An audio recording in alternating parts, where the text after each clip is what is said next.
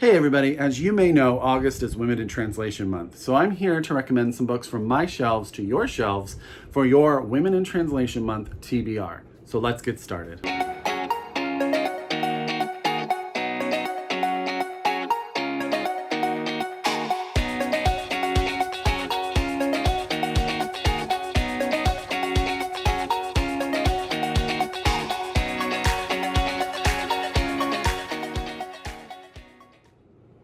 Hi everybody and welcome back to my channel. It's Russell with Ink and Paper Blog. How are you all doing today? I hope you guys are doing very, very well. Of course, I hope you're safe. I hope you are healthy. I hope that you are reading some amazing books. I hope that's what you're doing too. Today I'm here to talk about women in translation. Now, right now, because August is Women in Translation Month, there are so many readathons, Twitter things, Instagram things that you can follow. So please, I encourage you to Google and really be inspired by the ones that inspire you. I, of course, am inspired by my friends. And my friends Kendra Winchester, Matthew Sharapa, and Jennifer of Insert Literary Pun are going to be hosting a Women in Translation Month readathon at the end of August. So I will link all of their channels down below so that you can go ahead and find them as well and participate if you so want. Now, as always, get out your pen, get out your paper, get out your Goodreads, however you keep track of your TBR. If you are so able to order these books from your local independent bookstore, please do so. If you can order them from the publisher directly, that would even be better. A lot of these books are published by small independent presses and they can use your support. If you are a library user, get your library to order them, get them on tap for you so that you can read them as soon as possible. Now, I do want to start with an apology before we get started. If you have watched my channel for any amount of time, you will know that I struggle with the pronunciation of names. I am a phonetic reader, so I always try to sound things out, and a lot of names cannot be sounded out, and it is usually a stumble fest. So I am apologizing now in advance. However, I will of course hold the book up. You'll get to be able to read it there. I will have it listed in the channel in the box below, and also it will be on the screen. So I will do my best to get you guys the names because I will likely pronounce many of these incorrectly as I try to sound them out. We are going to start. I only organized these books in order of size, so there is no science to this madness other than smallest to largest. And we're going to start with Girls Lost by Jessica Schiefauer, translated from the Swedish by Saskia Vogel. I'm going to hold that up. This is out from Deep Vellum Press. All of these books are out, by the way, so you can get your hands on all of them. I do have some advanced reader copies in my stack, but all of these books are available to you. This is the story of three young girls in the school system who are dealing day in and day out with the toxic masculinity of their peers, the boys sort of picking on them in many different ways. They wind up planting a seed for a flower that winds up sprouting and producing a nectar that when they drink it, they wake up the next day as boys. And they go into the world as boys and sort of see the world from that perspective and all of that angle and the freedom and what they can actually do as boys. And it sort of starts to get darker and darker and darker. Two of the girls decide, hey, we're done. We're ready to go back to our lives, head into womanhood, and be who we are going to be. But one girl is not ready. She wants to see everything to its end, and it is dark. That's all I'm going to say. I don't want to spoil anything else. So that's Girls Lost by Jessica Schiefauer, translated from the Swedish by Saskia Vogel, and this is out now from Deep Vellum Press. Okay. Next book comes from my friends over, I'm going to switch myself a little here, over at Graywolf Press, and that is Space Invaders by Nona Fernandez, translated from the Spanish by Natasha Weimer. This book, I saw a review of this book somewhere, and it really inspired me to read it. And that was, if I can remember, I will link it down below. But this is the story of a group of friends who, when they were younger, one of their friends just disappeared. And it appears that that friend's father was involved in some sort of political issue, and he was just sort of taken and disappeared. And they never found out what happened to their friend. But now things are starting to sort of come back, and they're starting to think about her, and they want to know what happened. And they said here, it says, the question of what became of her after she left school haunts her friends, who were old enough to sense the danger and tension that surrounded them, but were powerless to face it. So that is Space Invaders by Nona Fernandez, translated from the Spanish by Natasha Weimer, out from Graywolf Press.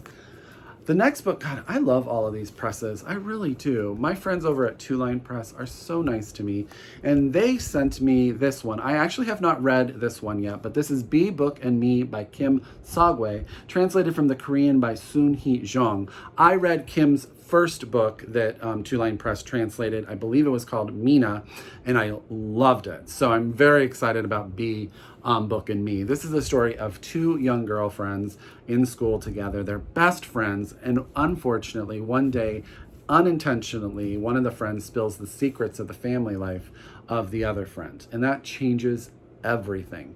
It changes the whole dynamic of their relationship and sort of who they are, and they become very, very lonely. And really the only answer is, per the back of the book, it says, the only place they can reclaim themselves and perhaps each other is beyond the part of town where lunatics live. The end. I think that sounds so good. And I will attest that Kim Sagwa's Mina is 100% a book. If you haven't read it, you should. But this is her newest novel, Be, Book, and Me by Kim Sagwa, translated by Soon-hee Jung from the Korean, by out from Two Lines Press. So get your hands on that. I love that cover too. If you guys have been a fan of my channel for any amount of time, you know that I have raved about Magda Szabo. I'm a huge fan of this Hungarian author, and I'm a huge, thankful fan that the New York Review of Books continues to put books out by her. I have read all of them except the one that I'm going to talk about today, and that is Abigail by Magda Szabo, translated from the Hungarian by Len Rix. And the reason I'm talking about this one is because it's the only one I haven't read, but I will tell you, read The Door, read Catalan Street, read Isa's Ballad. They are all fantastic. I think The Door so far will always be my favorite. It was the first I read, but I'm really excited about Abigail. Now, Abigail is the story of a young woman named Gina, who is the daughter of a widower, and they're very, very close. And then one day he decides to send her off to boarding school. When she gets there, things they do not go well. And what happens is she winds up fighting with the students, she's disrespectful to the teachers, and she runs away. But she's caught and she's brought back. And really her only hope is Abigail, who is this statue that is sort of like you know what, they say it so much better on the back. It says, Abigail is a classic statue of a woman with an urn that stands on the school's ground, has come to be called. If you're in trouble, you call on her, it says. Leave a message with Abigail and help will be on the way. And for Gina, who is in much deeper trouble than she could possibly suspect, a life-changing adventure is only beginning. So I think that sounds fantastic. And I'm such a huge fan. So this is Abigail by Magda Szabo, translated from the Hungarian by Len Rix. Len Rix has actually translated a number of the books that I've read from New York Review of Books, and he does an amazing job. So super excited about this one. The next book I'm going to tell you about is going to be one of those names, I apologize already, and that is What We Owe by Golnaz Hashemzadeh Bonde, and I am so sorry. And this is translated from the Swedish by Elizabeth Clark Wessel. Now, I'm going to tell you what I know about this book. There may be a little bit more to it, but this is why I'm drawn to it. I have not read this one yet. This is the story of a woman who goes to the doctor and she finds out she has about 6 months to live. But soon thereafter, she also finds out that she's about to be a first-time grandmother. And this book is a juxtaposition of the idea of the end of life with the beginning of life, having something to live for while your body is sort of fighting against you getting there. I'm sure there is more to it, but that idea and that sort of discussion is really what inspires me to read this book. So that's where I want to stop. But I'm really excited about it. So that's What We Owe by Golnaz Hashemzadeh Bonde, and I'm gonna hold that up there again, translated from the Swedish by Elizabeth Clark Wessel. And Golnaz has had a really interesting life. She was born in Iran, and they fled Iran in 1983 to Sweden, and she graduated from the Stockholm School of Economics. And yeah, and she lives in Stockholm with her with her husband and her family. So I'm sure she is just a fascinating person. So that is, again, What We Owe by Golnaz, Hashemzadeh, Bonde, out from Mariner Press. You guys can get your hands on this. Translated again from the Swedish by Elizabeth Clark Wessel. Got a little distracted there. Cannot talk about translated fiction without talking about our friends over at Europa. It was hard to just choose one because I tried to have a very collective group here, but I went with one that I really, really want to read that I just picked up for myself not that long ago. And that's The Girl with the Leica? So I listened to a YouTube video on how to say this right before this video, but I put it too far down in the stack. This is a camera. This is the type of camera. And this is by Helena Janeczek. I don't know if I'm saying that. And this is translated from the Italian by Anne Goldstein. Now, Anne Goldstein does so many amazing translations for our Europa editions. This is based on the true life of a real woman. So Gerda Taro was a German-Jewish war photographer, anti-fascist activist, artist, and innovator who, together with her partner, the Hungarian Andrei Friedman, who later assumed the alias Robert Capa, was widely considered to be one of the early 20th century's greatest war and political photographers. She died while documenting the Spanish Civil War and tragically became the first female photojournalist to be killed on the battlefield. Set in 1937, this is around her funeral and about all of the things, how her life affects her death actually affects a bunch of different people, including Robert Capa and a number of other people. I've started this book and the writing is just really good. So yeah, I'm super excited about this. I'm really excited that it's based upon the life of a real woman. It even starts with a discussion of photographs, and I just will hold this open for you guys. It's just so well done. They just put these photographs in the book like this. So that, and this won the Striga Prize in Italy. So this is The Girl with the Leica by Helena Janeczek, and I'm saying that wrong. I'm going to hold that up there. And it's translated by Anne Goldstein from the Italian, out from Europa. You can get your hands on it right now. This book actually came in the mail today, but it fits this topic so very, very well. And that's The Disaster Tourist by young Ko-Eun, translated from the Korean by Lizzie Bueller, out from my friends over at Catapult. This book has a crazy premise and it seems so exciting. So this is the story of a young woman who works for a travel agency which specializes in tourism destinations that have been devastated by disaster. And yeah, that enough is just crazy. It says the young woman who is our main character was at one time she was the star of this agency, but she's had some stuff go on and she's about to lose her job when they decide to give her a promotion and send her on a paid vacation to a desert island to pose as a tourist and to sort of assess the company's least profitable holiday. What she uncovers is a plan to fabricate an extravagant catastrophe. She must choose. Does she prioritize the callous company to whom she's dedicated her life, or embrace a fresh start in a powerful new position?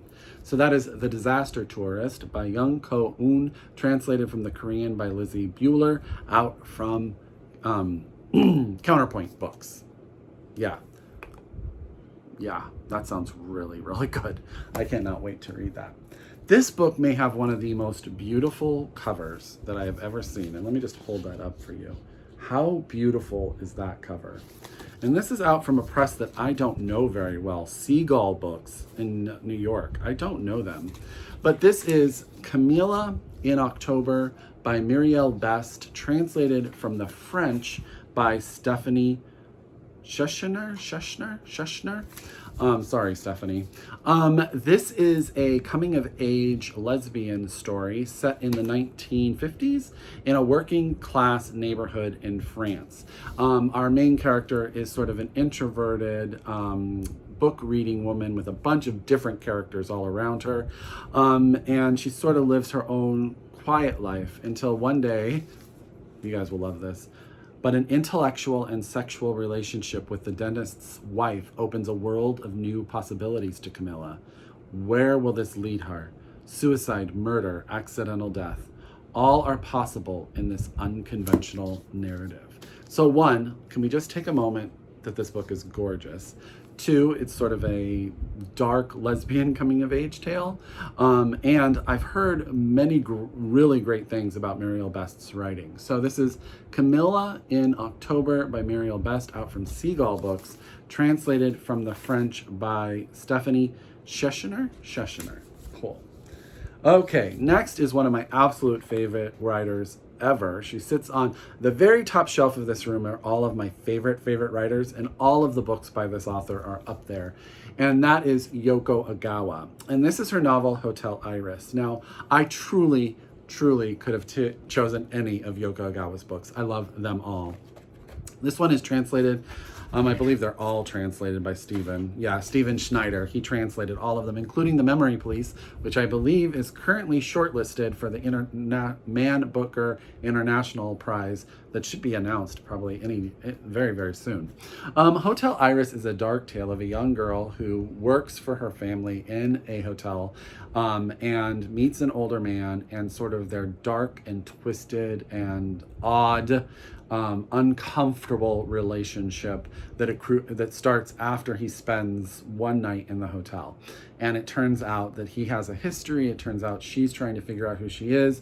But this book is weirdly creepy and so psychological and dark and fantastic. What I think is so amazing about Yoko Agawa is that if you pick any of her books up, they are so different.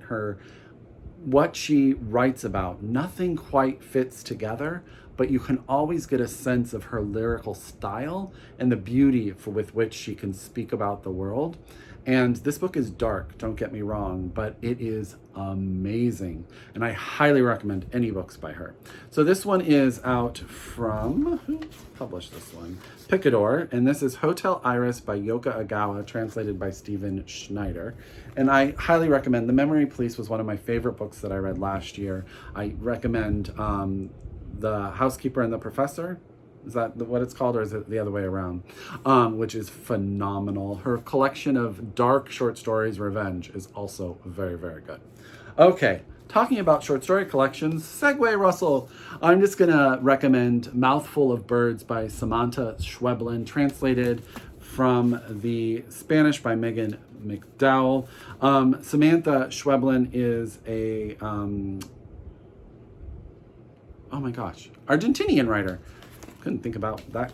Yeah, who was made famous really when her novel, made famous here when her novel Fever Dreams came out. It just sort of exploded. She's much more famous than just here in America.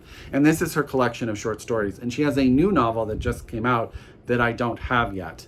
But if you are looking for a dark, twisted, it will keep you on your toes collection of short stories, Mouthful of Birds by Samantha Schweblin, out from Riverhead Books, translated to the English by Megan McDowell. 100% worth your time. She is a phenomenal writer. If you haven't had a chance to pick up Fever Dream, that is a I would use a curse word, but it is a mind something of a book, and it is brilliant. So I'm recommending the short story collection because I realized I didn't talk about many short story collections in here. This one is definitely worth your time. So again, out from Riverhead Books, Mouthful of Birds by Samantha Schweblin, translated from the Spanish by Megan McDowell. Okay, now we're going to go to Iceland, and we're going to talk about A Fist or a Heart by Kristen Eriksdottir, translated by Larissa Kaiser. I have reviewed this book on my channel a number of times because I loved it. And this is out from Amazon Crossing, and their translated fiction line. And I am so glad they did, because I had never heard of the author and I had never read anything from Iceland until I picked up this book. This is a story. This is an older woman, and her job is to make props for for different things, for movies, for plays. She makes sort of like the stuff that if you need a huge plant or if you need some sort of dead body or something like that, she creates those things for your productions. And she's put on a play. She's going to start doing this play about this that is being produced, of this young, very fresh young playwright. And she gets there and she automatically has this weird connection with this young girl. And we find out she actually has a connection with that girl's father, who is a very famous author. And it's sort of how all of that intertwines. They have this, all of their relationships, their history, their past. Yeah, I found this book phenomenal. It's one of those books, there's not a lot of plot. It's really about people. It's about interaction. It's about development of the psychological. And I loved it. And I can't wait for more stuff by this author to be translated. So that's A Fist or a Heart by Kristin Eriksdotter, translated from the Icelandic by Larissa Kaiser, out from Amazon Crossing. Highly recommend it. So last but not least is the book that I'm going to talk about that I bought because of Matthew Sharapa. He is sort of my like translated fiction guru. He's the one, when he talks about a book, I wind up picking it up. And yeah, and so I picked up Almond by Won-Pyung, translated from the Korean by Sandy Jusun Lee, out from Harper Via. I have tried to explain this book to my friends, and I'm not a great, this one is one that I need the help of the book. So Yoon-jae was born with a brain condition called alexithymia, I'm saying that wrong too, that makes it hard for him to feel emotions like fear or anger. He does not have friends. The two almond-shaped neurons located deep in his brain have seen to that, but his devoted mother and grandmother provide him with a safe and content life. Their little home above his mother's used bookstore is decorated with colorful post-its that remind him when to smile, when to say thank you, and when to laugh.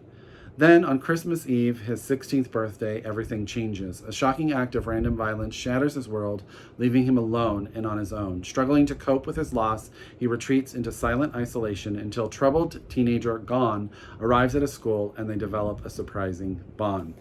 I've already started this book. I'm actually probably like 40 or 50 pages into it. The writing style is, the translation and the writing style is really readable. Fascinating character. Really interested to see where this goes. Matthew Sharapa never leads me wrong. So that is Almond by Won-Pyung, translated from the Korean by Sandy Jusun Lee, out from Harper Via Books. And there's something about this cover that just fascinates me. So that is quite a stack of translated fiction. I hope one or more of those books winds up on your TBR. What are you guys reading for Women in Translation Month? I struggle with women in translation. I don't know, saying those three words together, I really have to think about it. Please talk to me down below. Tell me, recommend. I definitely want to hear it all. As always, if you're a return subscriber, I could not do this without you. Thank you, thank you, thank you. If you're new to my channel, I hope you stick around. I hope that you subscribe. I hope you like this video. As always, I encourage you to shop locally, read globally, and until next time, I wish you happy reading. Bye.